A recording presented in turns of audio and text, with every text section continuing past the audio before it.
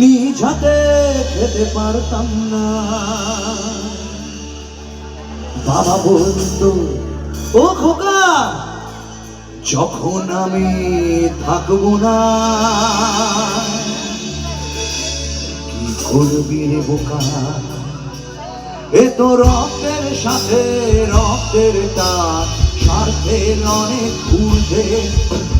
হঠাৎ অজানা ঝড়ে তোমায় হারালাম, মাথায় আকাশ ভেঙে পড়লো। বাবা কতদিন কতদিন দেখি না তোমায়, কেউ বলে না তোমার মতো কোথায় খোকা, ওরে বুকে আয়। বাবা কত রাত দেখি না তোমায়, কেউ বলে না মানি কোথায় আমার, ওরে বুকে আয়।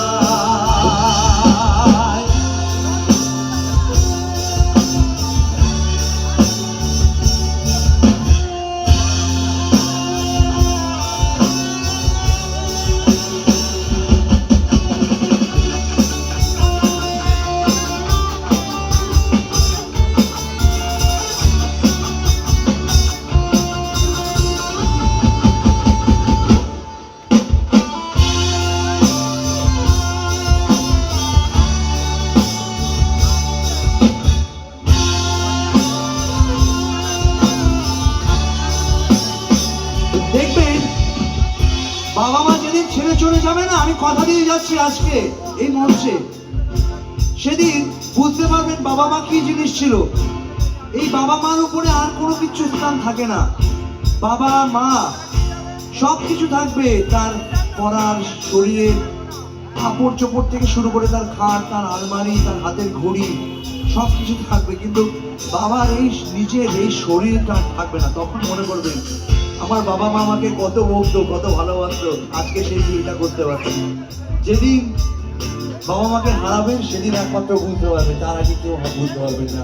আমরা বাবা মাকে অজান্তে অনেক রাগারাগি করে বলি, অনেক কথা বলি, কিন্তু আজকে একটুখানি ভেবে দেখবেন, যার বাবা মা নেই সে একমাত্র বুঝতে পারবেন যে বাবা মা কি জিনিস ছিল।